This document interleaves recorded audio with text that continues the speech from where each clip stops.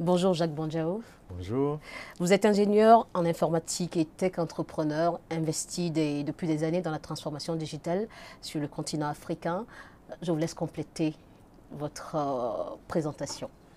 Ben, je crois que c'est l'essentiel, hein? Vous avez dit l'essentiel. Vous avez travaillé plusieurs années dans la Silicon Valley, qui est perçue comme le sommet de l'innovation. Une expérience que vous relatez dans un ouvrage, Mes années à la Silicon Valley, ma décennie Microsoft. Comment comparez-vous cette expérience avec le contexte technologique en Afrique? Bon, merci pour la question. J'ai en effet travaillé à la Silicon Valley et plus précisément chez Microsoft où j'ai été manager pendant presque une dizaine d'années. Et à un moment donné, j'ai voulu mettre cette expérience au service de l'Afrique. C'est dans ce contexte-là que je suis effectivement rentré en Afrique, si je puis dire. Et j'y suis allé parce que j'avais un projet que je voulais mettre sur pied avec des amis, à savoir celui de la télémédecine, mais aussi celui d'un incubateur, un incubateur d'entreprise. Donc voilà un peu le contexte qui m'a amené à l'Afrique vers les années 2010. Et lorsque je suis arrivé en Afrique, effectivement, nous nous sommes lancés dans ces projets et j'estime que c'était le bon choix. Pour certains, les connaissances ou le succès acquis dans la Silicon Valley n'est pas facilement transposable en Afrique à cause des différences culturelles, infrastructurelles. Dans votre cas, comment avez-vous réussi à transposer vos connaissances dans le contexte africain? D'abord parce que lorsque je suis arrivé en Afrique et précisément au Cameroun, j'ai eu conscience que je devais apprendre des choses. J'avais beaucoup de choses à apprendre. Comme quoi? D'abord, le contexte, comprendre les jeunes gens sur le plan humain. Ce n'est plus là, il ne s'agit pas véritablement de la technologie. Comment est-ce qu'on travaille avec une équipe en Afrique? Ce n'est pas la même chose que de travailler aux États-Unis ou ailleurs. Ce n'est pas du tout la même chose. Il faut comprendre la manière de chaque personne de pouvoir apporter sa pierre à l'édifice. Et chaque personne est une singularité. Il fallait d'abord comprendre cela. Il fallait aussi avoir conscience qu'il y avait des défis considérables, même si on le savait au départ. On dit toujours, on le sait, mais une fois sur le terrain, on se rend compte que ce n'est pas si facile. Celui, par exemple, de l'électricité, celui de la connectivité en ce qui concerne Internet, par exemple, celui de lenteur administrative lorsqu'on veut construire un véritable projet et qu'on a besoin des papiers au niveau de l'administration, et j'en passe. Donc, ces défis étaient là. Il fallait donc en amont prendre conscience de ces défis et y travailler pour être sûr qu'on les maîtrise avant de chercher à mettre son expérience véritable au service de son pays. Vous êtes un pionnier dans la télémédecine en Afrique. Pour parler aujourd'hui de l'importance et de l'urgence de travailler aujourd'hui avec la télémédecine en Afrique, que diriez-vous? Je dirais que c'est urgent, en effet, même s'il y a déjà eu un certain nombre de progrès. Et oui, on a peut-être été les premiers, mais il y a beaucoup de pays en Afrique qui ont finalement adopté la télémédecine. Et ces pays-là se portent plutôt bien dans l'ensemble, euh, eu égard aux progrès qui ont été réalisés. Des exemples concrets? Des exemples concrets, moi je prendrai l'exemple au Cameroun. Nous avons été capables de couvrir 6 régions sur 10. C'est-à-dire que lorsque vous êtes à la capitale, Yaoundé, où se trouve notre siège de télémédecine, vous pouvez vous connecter dans 6 régions différentes de la capitale, dans 6 régions différentes et faire des consultations avec des patients. C'est ainsi que nous avons été capables de consulter des milliers de patients depuis les débuts. Donc voilà des exemples concrets. D'autres pays comme le Cameroun suivent-ils aujourd'hui ce progrès et sont-ils intéressés pour implanter ces outils pour aider la médecine? Il y a beaucoup de pays qui non seulement sont intéressés, mais qui l'ont déjà effectivement fait, effectivement implanté. Je pense par exemple au Rwanda, je pense au Kenya qui a toujours été aussi une sorte de pays pionnier dans l'utilisation de la technologie. Je pense même à l'Éthiopie. Oui, en effet, il y a beaucoup de pays qui ont finalement adopté la télémédecine. Vous travaillez avec des jeunes entrepreneurs en matière technologique. Comment réussissez-vous à susciter cette envie pour qu'ils puissent faire des recherches dans ce secteur, justement parlant de la télémédecine? L'envie, finalement, ce n'est pas très difficile. Ce que nous faisons, c'est que nous essayons de mettre en avant des exemples de réussite. Vous avez fait allusion à la mienne, mais pas forcément. Ce n'est pas ce qui m'intéresse. J'essaie de travailler avec des jeunes gens lorsqu'ils décollent, pour ainsi dire, comme on le dit souvent dans notre jargon. Nous les utilisions, passez-moi l'expression, hein, nous les utilisons comme exemple pour que d'autres jeunes se disent qu'effectivement, ils ont rejoint la structure fondée par M. Bonjao. Voici ce qui est advenu d'eux. Peut-être que si je rejoins aussi, je pourrais faire pareil. Donc finalement, nous voulons les exemples en Afrique, surtout dans un contexte où, comme vous le savez, il y a tellement de dérives en matière d'éthique. Par exemple, l'éthique au travail, c'est devenu un véritable défi et beaucoup d'autres. Vous avez coécrit un livre intitulé Intelligence artificielle, une vision pour l'Afrique qui explore les possibilités et les opportunités offertes par l'intelligence artificielle en Afrique. J'aimerais savoir, M. Bonjao, quel est votre grand rêve en matière d'intelligence artificielle pour l'Afrique?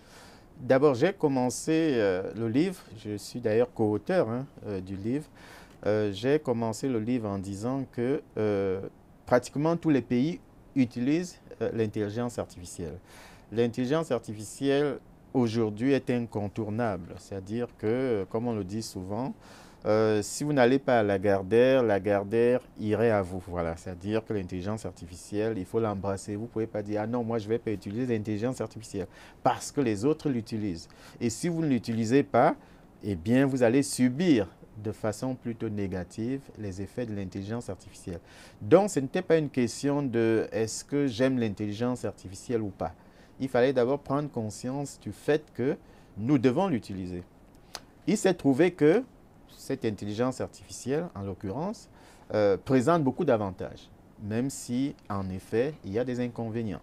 Il y a beaucoup d'avantages. Par exemple, on peut l'utiliser efficacement dans le domaine de la télémédecine. Pensez aux téléconsultations. Pensez au système du monitoring, comme on dit, c'est-à-dire que vous avez une infirmière qui, chaque 5 minutes, vient regarder la tension d'un patient qui a des problèmes cardiaques. Eh bien, l'intelligence artificielle peut s'en occuper, et s'en occuper de façon fiable, c'est-à-dire collecter les données, envoyer les données en question à l'infirmière. L'infirmière n'a pas besoin de faire des déplacements de toutes les 5 minutes et relever à la main. Vous savez, quand on relève à la main, il peut y avoir des erreurs, etc. Donc, l'intelligence artificielle s'en occupe.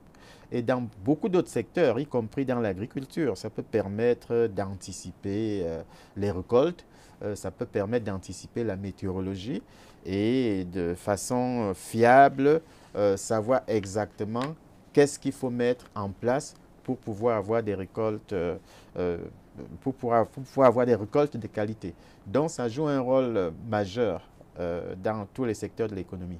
Est-ce cette vision que vous voulez transmettre à travers l'ouvrage que vous avez coécrit? Nous nous efforçons en effet de transmettre une vision qui est très simple. Ça ne veut pas forcément dire que c'est nous qui allons être les seuls acteurs de l'intelligence artificielle. La vision, c'est de dire qu'il faudrait que l'Afrique puisse profiter de cette technologie nouvelle pour pouvoir assurer son progrès, et pas seulement dans le secteur de l'économie. Donc, ça peut être aussi, et je dirais même de façon plus importante, dans le secteur de l'éducation. L'éducation adaptée, voilà, à chaque élève, par exemple. L'intelligence artificielle peut permettre cela. Ça peut permettre l'éducation à distance, c'est-à-dire que vous pouvez être au Kenya, voilà, vous diffusez un cours, voilà, vous diffusez un cours au Cameroun ou dans un autre pays, la personne n'a pas forcément besoin de venir s'inscrire dans une université au Kenya. Et l'intelligence artificielle permet de faire tout cela. N'est-ce pas une vision un peu trop optimiste compte tenu des réalités de notre continent? Je ne pense pas. Je vais vous dire pourquoi.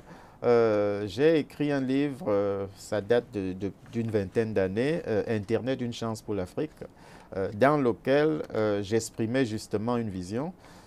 Tout ne s'est pas réalisé, loin s'en faut, mais ce qui s'est réalisé et allé même au-delà de mes attentes, c'était l'explosion du téléphone portable, le smartphone. Vous-même, vous le savez, hein, dans n'importe quel coin en Afrique, l'utilisation du téléphone portable s'est banalisée. Dans les villages, même les personnes qui utilisent, même des personnes d'un âge respectable, on va dire, utilisent le téléphone portable. Eh bien, cette utilisation permet justement d'assurer la propagation de l'intelligence artificielle. Parce qu'à travers le portable, effectivement, on peut se connecter à la personne qui utilise le portable, on peut faire de la télémédecine. Vous avez parlé du téléphone portable, mais l'infrastructure est un réel défi pour le continent africain. Comment pensez-vous que l'Afrique pourrait surmonter ce défi et profiter des avancées de l'intelligence artificielle? Surmonter le défi de l'infrastructure, de la connexion de l'électricité, c'est des investissements.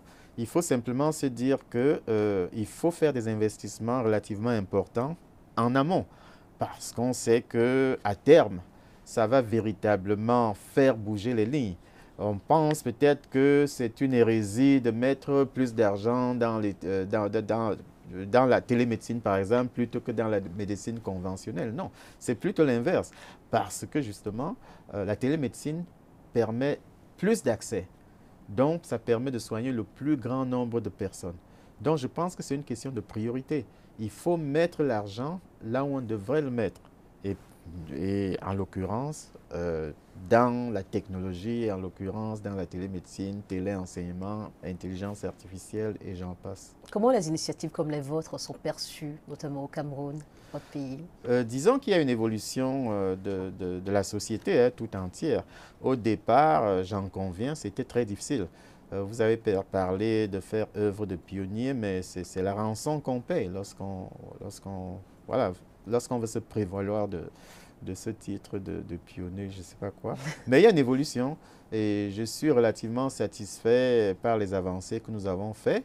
Et voilà, et pas que nous, hein. Il y a beaucoup de personnes, beaucoup de parties prenantes dans la télémédecine, dans l'intelligence artificielle. Il y a eu, à travers l'Afrique, dans les pays comme le Rwanda, dans les pays comme le Kenya, il y a eu beaucoup d'avancées. Et moi, je suis vraiment satisfait de ces avancées-là. Mais il faut aller plus loin. Il faut aller plus loin, notamment dans le domaine d'investissement dans les infrastructures et de la connexion. Je vous remercie, Jacques Bougère. Merci à vous.